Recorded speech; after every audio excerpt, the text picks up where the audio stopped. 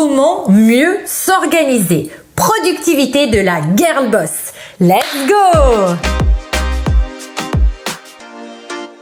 Hello, moi c'est Aurora, je suis coach d'empowerment au féminin et image stratégiste et ma mission c'est d'aider les girl boss à devenir des véritables femmes stylées et charismatiques au travers d'un mindset de girl boss mais aussi au travers de l'image car l'image est un outil stratégique qui va te servir à exprimer à l'extérieur qui tu es à l'intérieur et si tu la maîtrises, tu vas aussi être 100% authentique, ce qui va te permettre d'attirer à toi les bonnes personnes et les bons événements dans ta life. Si tu es nouvelle sur cette chaîne, bienvenue. J'ai un petit cadeau pour toi. Tu pourras télécharger dans la barre d'infos absolument gratuitement un e-book contenant les 7 pièces incontournables que chaque girl boss devrait avoir dans sa garde-robe. Et aussi, abonne-toi à cette chaîne et n'oublie pas de me mettre un like et d'appuyer sur la cloche pour ne rater aucune de mes vidéos. Si tu es là depuis un bout de temps et tu commences à te dire que yes, peut-être, tu as envie maintenant de passer à l'action et de devenir une girl boss charismatique et stylée, je te laisse en barre d'infos un link avec un questionnaire où tu peux postuler pour que je puisse t'appeler pour un call découverte pour qu'on puisse voir si on peut travailler ensemble et que je puisse justement t'aider à devenir la femme stylée et charismatique que tu souhaites devenir. Go, go, go! Mais rentrons dans le vif du sujet. Aujourd'hui, c'est une problématique plus travail. C'est vrai que j'en fais un peu moins depuis un bout de temps sur ma chaîne, mais c'est vrai aussi que tout ce qui est travail va concerner la girl boss. Donc aujourd'hui, je voulais vraiment vous donner quelques tips de productivité qui m'ont moi-même servi énormément. Donc reste jusqu'au bout parce que c'est vraiment important. Et dis-moi d'ailleurs dans les commentaires si toi aussi tu as d'autres tips de productivité que tu veux partager avec la communauté. Je serais ravie parce que ça veut dire que vous commencez à parler entre vous les girl boss. Ça me ferait trop plaisir. Alors le premier point que je vais te dire, le premier concept qui est un peu contre-intuitif mais ultra important, c'est qu'il faut tout prévoir. Tout prévoir, ça veut dire quoi? Il faut programmer, il faut schedule, il faut programmer dans ton agenda. Souvent, on a à tort l'idée que quand on va tout programmer, on va perdre en spontanéité et du coup, on n'est plus dans le flow du moment, on est loin de notre inspiration et on ne va pas réussir dans la tâche qu'on veut faire parce que justement, on est trop cadré. En réalité, c'est tout l'inverse.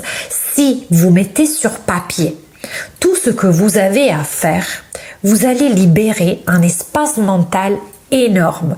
Est-ce que ça t'arrive toi aussi de te dire j'ai trop de trucs à faire, je dois faire ci, ça, et les enfants, et le machin, et les courses, et le boulot, etc. Et au final, vous avez tellement la tête pleine de pensées que vous n'arrivez même pas à vous mettre à l'action. Parce qu'il y a trop de trucs à faire. Vous n'arrivez pas à hiérarchiser, c'est trop plein.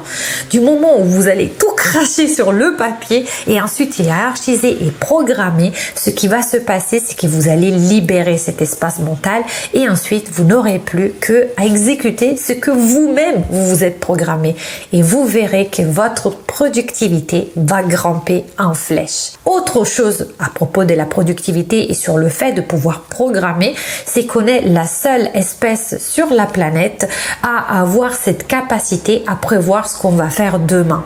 Un chat, un chien, il n'est pas capable de programmer. Il va réagir dans l'instinct de ce qui est le moment présent.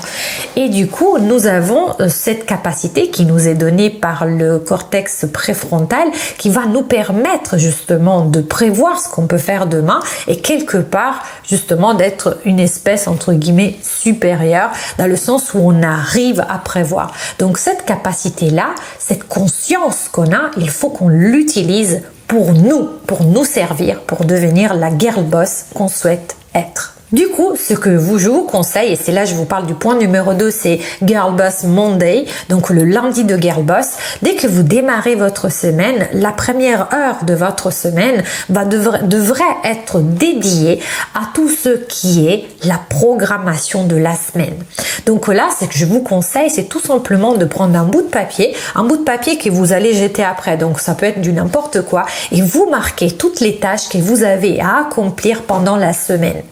Vous allez aussi marquer des tâches autant professionnelles que personnelles, même sortir le chien, parce que vous savez, il y a des tâches qu'on fait de façon régulière et donc il faudra les insérer aussi, donc vous mettez absolument tout. Vous allez aussi vous programmer d'emblée des plages horaires de repos, des plages horaires de amusement, des plages horaires de relaxation, parce qu'autrement on a tendance à travailler et au bout d'un moment on ne peut pas être productive si on ne fait que travailler. Donc autant de se prévoir déjà comme ça le lundi matin à la première heure, dès que vous commencez à travailler, dans votre planning vous allez vous prévoir des plages horaires de repos, de décompression dans lesquelles vous allez faire ce qui vous chante. Aussi, vous allez vous prévoir ce que j'appelle des focus time, c'est-à-dire des plages horaires pendant lesquelles vous allez tout couper, Internet, les notifications, Internet, je ne veux pas dire si vous l'utilisez pour travailler, bien sûr, non, mais toutes les notifications, votre portable,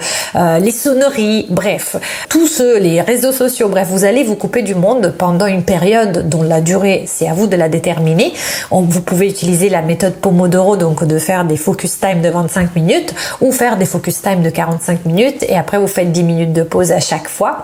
En tout cas, c'est à vous de voir. Moi, en général, le matin, mais plutôt l'après-midi, parce que moi, je suis plus de l'après-midi. Je me prévois 2 heures de temps pendant lesquelles la terre peut tomber. Je ne réponds pas au téléphone. Je ne fais rien d'autre que ce qui est écrit sur cette fiche.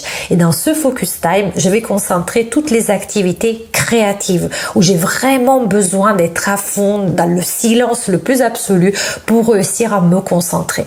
Bien sûr, si je dois faire de la facturation ou je dois faire des tâches que je peux faire avec un bruit de fond, ça va pas être pendant mon focus time. Mais le focus time, c'est vraiment, par exemple, quand je fais vos captions pour Instagram, j'ai besoin de vous donner de la valeur et donc c'est des périodes dans lesquelles il faut être créatif et pour être créatif, il faut être concentré, y compris quand je scripte ces vidéos. Et après, bien sûr, vous pouvez aussi vous ajouter des tâches annexes, donc ce qui n'est pas spécialement hyper important, mais que vous avez à accomplir pendant la semaine. Et ensuite, vous allez bien sûr mettre ça dans votre calendrier. Alors après, up to you, si tu préfères plutôt faire papier ou si tu es plus girl boss informatisé, tu veux faire sur Google, tu fais ce que tu veux du moment où tu as une trace écrite quelque part ou heure par heure, tu sais ce que tu vas faire pendant toute la semaine. Et la troisième étape, c'est le Girl Boss Friday. Donc, ça veut dire que le vendredi, la dernière heure du travail, tu vas la concentrer à faire une sorte de bilan de ce que tu as fait ou pas réussi à faire pendant la semaine. Pourquoi? Déjà parce que ça te permet de te féliciter pour tout ce que tu as réussi à faire. Et tu vas voir que si tu respectes cette méthodologie, tu vas avoir fait beaucoup plus de ce que tu fais d'habitude. Et deuxièmement, c'est aussi parce que quelque part, il y a des projets que tu ne peux pas aboutir en une semaine.